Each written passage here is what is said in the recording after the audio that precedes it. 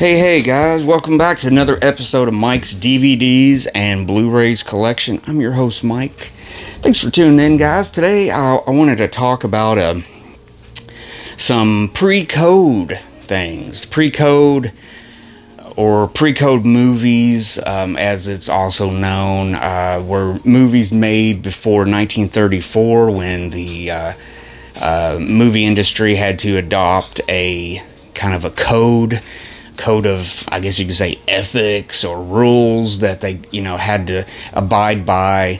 And, because apparently they thought that, Hollywood was getting away with murder, different factions in the United States. I mean, at that time, certain churches would have to, pass a movie in some towns. There was like the Legion of Decency, just, various little things. And what they did was they combined all of that basically to one thing. So they would have a kind of a code, and when a movie was, written and filmed and everything, that they couldn't do this, they could only do this, and etc. and everything. And then later on, in the late 60s, we would adopt the, ratings code as we know it nowadays with, rated R, rated G, PG-13, etc. So, I got this really cool book.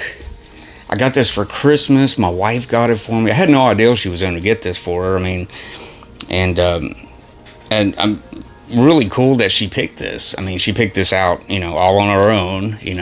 I don't give my wife enough credit. I mean, she's not per se a big older movie fan or genre fan, but she's not average either. She's not, she knows stuff, and she likes a lot of the movies I watch. She gets into them and stuff. So anyways, for Christmas, she got me this really cool hardbound book. This was released through TCM, Turner Classic Movies, the channel. And it's written by Mark Vieira. I believe I'm saying that name right. This is called Forbidden Hollywood. The pre-code era, 1930 to 1934. When sin ruled the movies. That's right. So it's got a picture of Clark Gable and Jean Harlow from Red Dust on here. And it's a really nice book. It's got a lot of great photos, some really great writing in this, some really cool photos that I had never seen before. And I'm still going through it, but I highly recommend this. I mean, this is well worth it. It's just a treasure trove, if you will, of pre-code Naziness, goodness, whatever you want to say. But like that book said, 1930 to 34. So basically what they're saying is generally the pre-code is when sound movies came on, 1929. By 1929, pretty much all the studios were doing sound movies and everything, and that's when the pre-code started. But I mean, you could trace racy movies all the way back to the beginning of movies. But like I said, there was a movie, the movie that's shown on the cover there.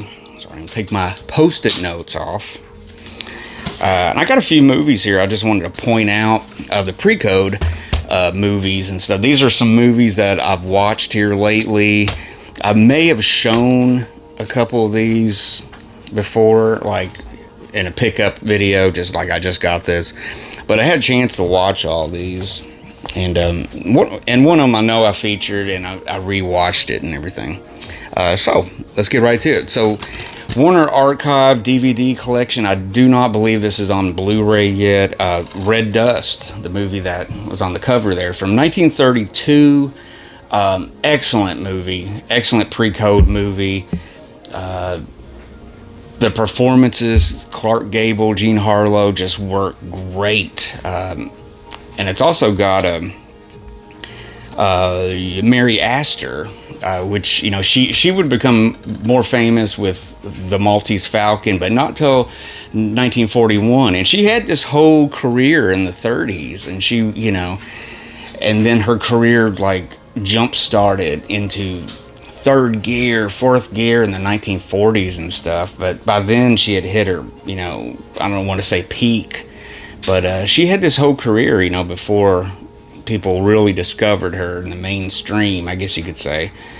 But yeah, this is a movie directed by Victor Fleming. Worked for MGM. He would work on Wizard of Oz. He was one of the directors that worked on Gone with the Wind. So really good crew behind this. This has also got actor Gene Raymond, and it's got a great cast of bit players, or what do you call them? Not bit players, supporting actors. A lot of character actors and stuff like that in it, but really good. This was remade in 1952 by John Ford, and it's set in like the African jungles. Mogambo is what it's called, and I actually have that, and I had never seen it. So it's in my collection. I just haven't got to watch it yet. I got a few oddball John Ford movies that I'm going to try to watch and probably make a video about later on. But Red Dust is essential. I mean, it's essential classic Hollywood. It's essential pre-code. It's one of Jean Harlow's best performances. I mean, there's just so much in this that just screams pre-code, and everything. And this was a big production and everything. But yeah, it takes place in the jungles and everything. I won't go into it. You guys can kind of watch it and see it. But it's really good. It's kind of fast and furious. It's 83 minutes, so it's kind of zooms by, and it's just got so many good performances in it. So there you go, Red Dust. Now these are all recommendations this time. These are all highly recommendation. Now next, this is another one from Warner Archive. It's a DVD. This is a DVD-R. Means it was made straight for DVD. Wasn't like, it's not like the better Blu-rays that Warner Archive put out. But this was a movie from 1930. It comes in, clocks in at a brisk 74 minutes. It's directed by... Who is it directed by? William Wellman, old Wild Man William. This was one of the many movies he made in the early 30s that are just totally cool classic movies. He made so many in the just in the 30s. So this is one of his first movies that especially talking movies and everything. But yeah, this is definitely pre-code. It's kind of odd, kind of unknown, kind of a hidden gem, and it just screams just everything on here, outrageous pre-code stuff. So it's really cool. But it stars Dorothy McHale or McCall. I'll just call her McCall. It's probably not right. But the movie's called Safe in Hell. Like I said, 1930, this was a first national picture, which would later absorb into Warner Brothers. And apparently she had a career all the way up to the late 30s. She was a pretty big silent film actress, all the way from like the teens on. So about this time in 1930, she has transitioned to talking pictures, and she's kind of hitting her peak about this time. I mean, she was she couldn't stand up to the likes of the Jean Harlows and the Mae Wests and all the actresses of that day that were but she's very good in this. Warner Archive has actually a handful of her movies out. A couple of them are double feature movies and stuff, so kind of quickly read up on her. She it's like, who is this person? Who is she? And everything. But very good movie. This is a story about a girl who's forced into prostitution and accused of murder, and she may find herself safe in hell. So yeah, it's got so much stuff on here. It's got Donald Cook, John Ray, pretty much, it's just a lot of stuff that a lot of people I haven't heard of. But this was a big process, or big picture at the time and everything. And what's really cool, it's directed by William Wellman, so it's definitely worth a look, even if you're a fan of William Wellman and stuff. So yeah, there you go. Safe in Hell. Hell.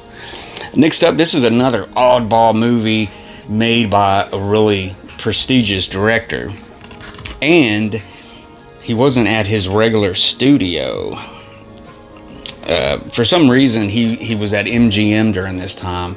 The director I'm talking about is Cecil B. DeMille, CB, as people would call him, CB DeMille. I mean, what can I say about Cecil B. DeMille? I mean, he made everything from Ben-Hur in the 50s and in the 20s. Or no, he didn't make Ben-Hur in the 20s. He made King of Kings, and he made the Ten Commandments. And he didn't make Ben-Hur in the 50s. I'm sorry, he made the Ten Commandments in the 50s. I always get those. I think it's Charlton Heston that kind of gets me. But anyway, he's most famous for that now. Probably more people know him because he made the Ten Commandments. He usually comes on TV about this time every year in April or so. And there's some really good Blu-ray sets out of the Ten Commandments, because it is a beautiful Technicolor movie. It's been restored and everything. But anyways, let's go back all the way back to 1930. This one's 1930, and he was usually at Paramount. That was his home from the teens. He was one of the people that started Paramount, and one of the people that but for some reason he's at MGM during this, and they made a movie called Madam Satan. Very odd movie. Another movie that screams pre-code all over it. Basically a tale of a married man who has an affair with this wild woman. Well, let me read about it, because this is kind of it could confuse you. But a man is bewitched by the mysterious Madam Satan he meets in a lavish masquerade ball. Does this mean the end of his marriage to the demure spouse he left at home? Not likely, because the temptress is really his wife in disguise. What? Cecil B. DeMille directs this pre-code musical extravaganza, boys and girls, about a wife who teaches her errant husband a lesson in love. The risque plot is a hoot. That's what it says, guys. But really, what really makes this film is its can you believe it production values. The masquerade ball is held on a giant dirigible, a blimp, which was kind of all the rage in the late 20s, early 30s. We had, Germany had a Zeppelin. And then you had the famous one that blew up in New Jersey and everything like that.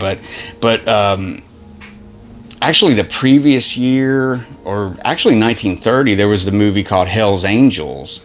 That was a big hit, and it kind of had that going on in it too, featured in that movie. But anyways, the risque plot is a hoot. But what really makes this film is its can you believe it production values. Like I said, it features a ballet, a balletic, what is this? Balletic salute to electricity, complete with human spark plugs, and a party-ending bolt of lightning that renders the airship flightless, sending the revelers leaping for their lives. Amazingly, the actors do their own stunts. Happy landings, it says. So, what a storyline, right? So it's well worth a look. I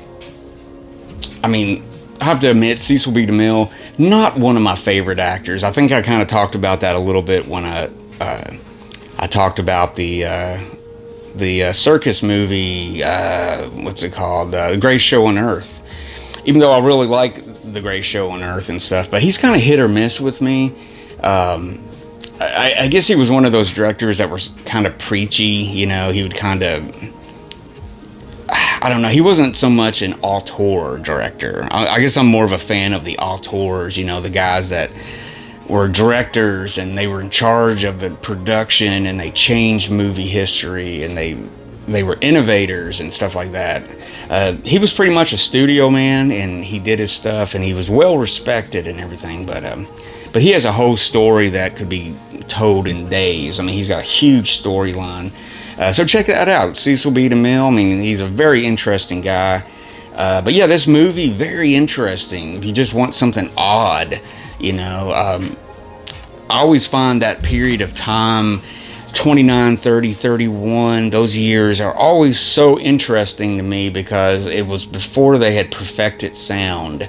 And things were more stagey, but they were trying different stuff. All the studios were trying stuff. And there's a lot of actors that kind of started in the early 30s and their careers pretty much ended because they either didn't have a good voice or they just didn't translate the sound into movies and stuff. So you'll see a bunch of actors in the beginning of the 30s and then you don't see them anymore. It's like so many careers just kind of end it right there. But you'll see little tail ends of a lot of different people, you know. It's just interesting if you're into Hollywood history or even, you know, motion picture sound and film development, different stuff like that, technical stuff. So it's very interesting. So last movie I want to show, this was an opulent production by MGM. It won Best Picture of the year. It's got a who's who of actors and actresses in this, and everything, but it's not as seedy pre-code as the other ones I mentioned. This is probably the most, I don't know what you want to say, but it has its scenes, it has its actors, and it's talked about in the book actually, and everything. So I wanted to bring it up. But the movie I'm talking about is Grand Hotel, and this was a huge production by MGM. In 1932. The next year, 1933, they would also put a movie together called Dinner at 8, which it had a huge cast of people, Jean Harlow being one of them. And then later on, MGM would make The Women, which, you know, is another one of those who's who. You know, it's got a huge cast of stars, not just 2 really big stars, but it would have like 4, 5, 6 big stars in it and everything. So yeah, so Grand Hotel, you know, all this takes place at this hotel, the Grand Hotel. You got different people with different stuff going on in their lives. You got the ballerina played by, you know, Greta Garbo, and a man who's dying and his last wish is to just live luxurious for a day or two in this opulent hotel and everything. So it's like all this stuff's going on and everything, and it's a classic movie by all means, guys. It's got Greta Garbo, John Barrymore. It's got Lionel Barrymore, his brother, Joan Crawford, Wallace Beery, Louis Stone, Gene Herschelt. Now these were all big names at MGM at that time, and this is probably one of my favorite Joan Crawford movies. Definitely one of my favorite Greta Garbo movies, and everything. It's directed by Edmund Goulding. And he was pretty big at MGM. He did a lot of productions and stuff. Because back then they were under contract. So, you know, they worked for MGM and everything was, you know. But yeah, I mean, classic movie all day long, Grand Hotel. It's a movie. If you've never seen it, check it out. I mean, it's just the acting muscle in this movie is just huge and stuff. So really good. It's got its little pre-code moments and stuff, racy stuff, you know, bedroom incidents and some language topics, stuff they were talking about, but kind of tame compared to the other ones. But definitely check that out. So there you go, guys. I just wanted to show that this great book I got for Christmas. It's released through TCM. It's called Forbidden Hollywood. Pre-code 1930 to 1934. It's apparently when sin ruled the movies, apparently. And this is just a very, very, very small taste of pre-code movies and stuff. TCM and Warner Brothers back in the mid 2000s released a whole series of volumes of Forbidden Hollywood movies. You know, a mixture of MGM, Warner Brothers, RKO, I think even. And I think there's 8 volumes. They're all out of print now, and I highly recommend you get those. I believe I did a video, one of my first videos. Check that out. I should probably redo it and kind of give it a fresh spin or something. But anyways, pre-code, read up on it, do some research, and just check them out. Pick up those releases or streaming. Just find them and watch them. Highly recommend it, guys. But that's about it, guys. Let me know in the comments what you think about pre-code and give me a thumbs up if you enjoyed this episode. And don't forget to subscribe to my channel. Check out all the past episodes, like my Forbidden Hollywood episode and stuff, when I was just a very, very wee young YouTuber at that time, 3 years ago. And I look a lot younger and all that. But anyways, guys, take it easy out there. Watch good movies as always. And until next time, I will see you later.